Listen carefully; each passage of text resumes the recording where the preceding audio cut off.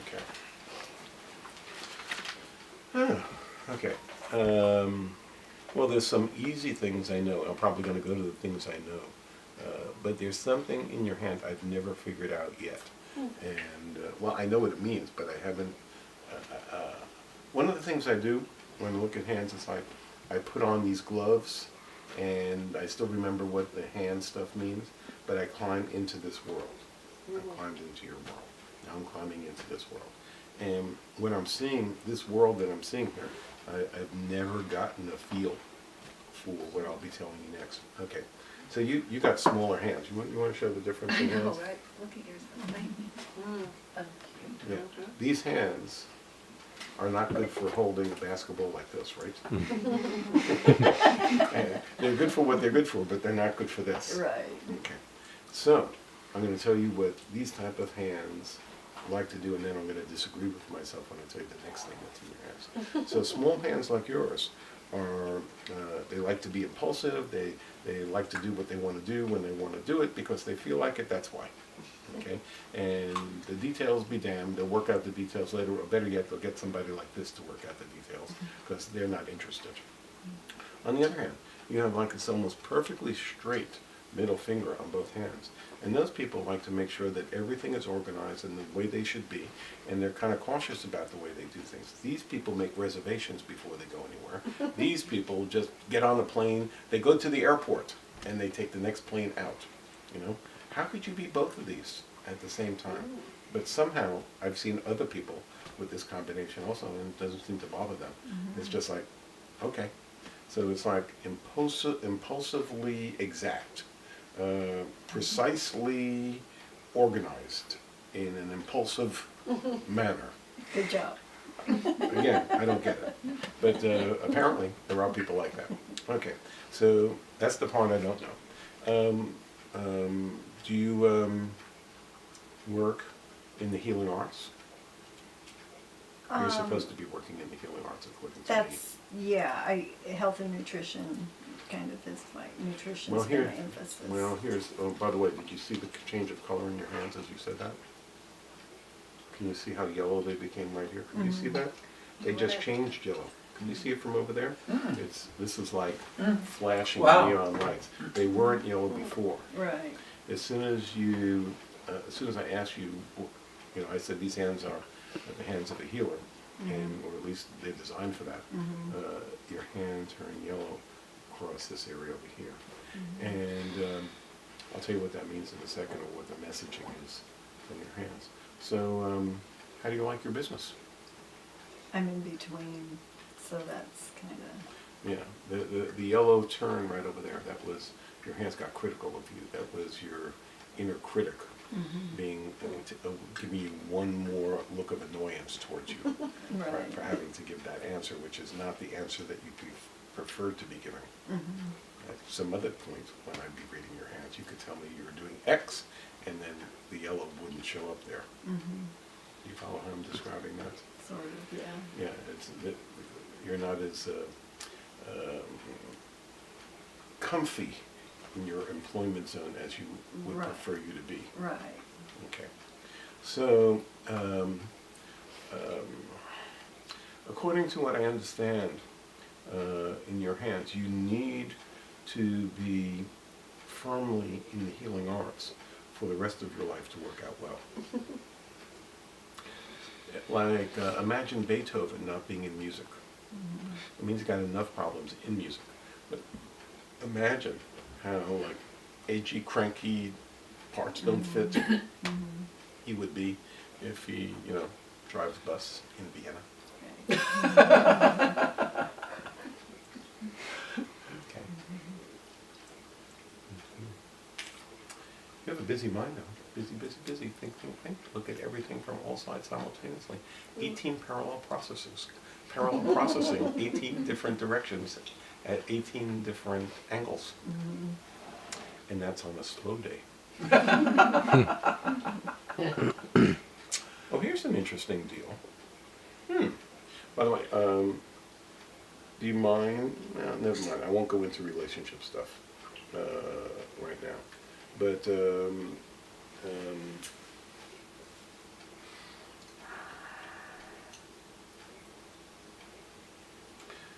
how willing are you to promote yourself in public and to tell people what you're up to, look them in the eye, stand firm on your ground, and be proud of what you're saying. And to do that where people can respond positively or negatively, where you get a reaction. It's not like a, oh, nice of you to say that. How willing are you to do what I'm saying and get yes or no's? In other words, to get measured. Right. And I'm pretty good about doing it in some situations, but when it comes to being in front of like the assembly, you know, that kind of thing, then it's, you know, individually, like when I'm out and like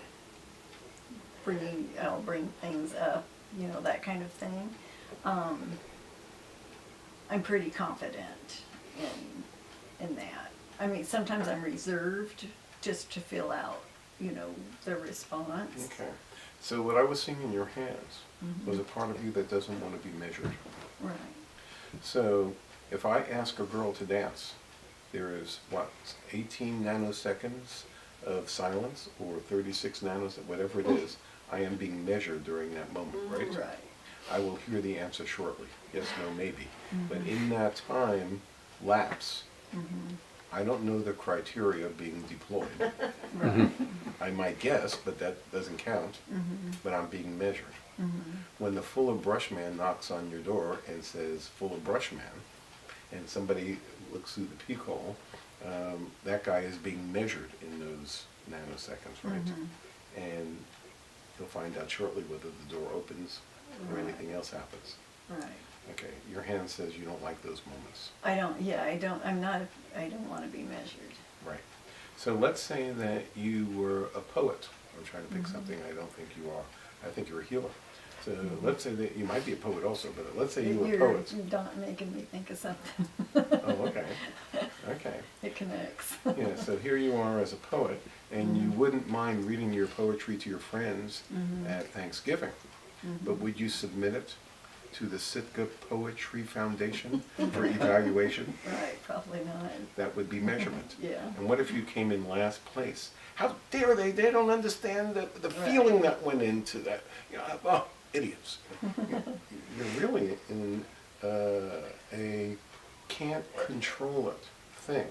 Right. When you've submitted yourself for measurement, and then the other person uses whatever criteria they decide upon. Apparently you don't like this. And as a matter of fact,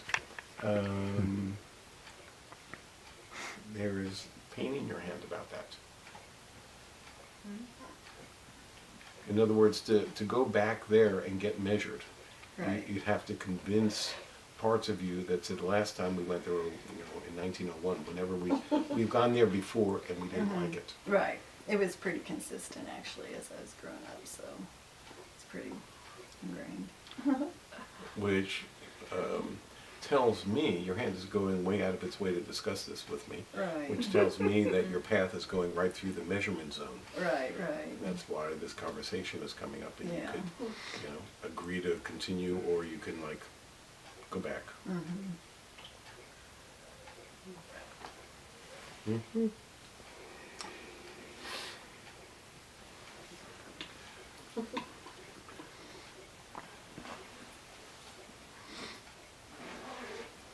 So,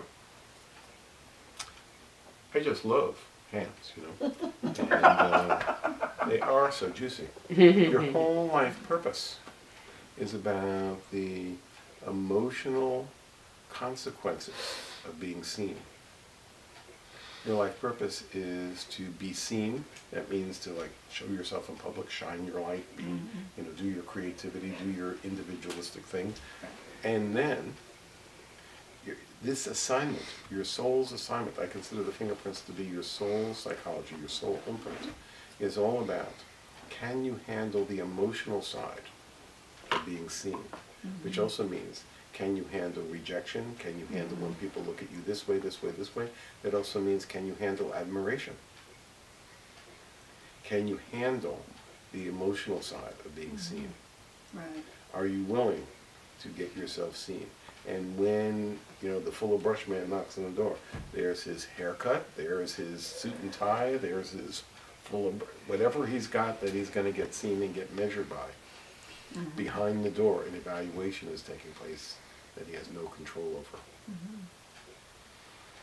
How does the fuller brush man feel when he's standing there? In my story, he's going 49 more doors to knock on for one yes. That's what they told me. 50 doors gets one yes. Mhm. You might be saying that, but in your world, we're dealing with the emotional consequences of being seen. That would include, since it's fingerprints, that would include in kindergarten. Mhm. Are you going to say this that the other kids wouldn't like? Are you going to not say that? Are you going to look this way because that's how kindergartners look that don't get looked at funny? I mean, it's not any different other than you're not in kindergarten. It's the same issue on every possible level. According to your hand reader, you have therapeutic insight, psychological, and therapeutic insight. You have good advice for people. You want to pay deep attention to what their process is and help them to be all they can be, to grow into their full selves, blah, blah, blah, blah, blah, along those lines. And of course, the practitioner of such has to be doing a parallel path herself. Exactly. And yours is the get seen stuff. So here's my recommendation before I switch for another pair of hands. I recommend like a set of glasses with neon blinking things. And you just wear them for 7 consecutive days wherever you go, literally. Mhm. And then you're going to have to answer all the people who ask you, what happened to you in South What's Carolina? going on? Yeah. Yeah, and then you can get rid of all your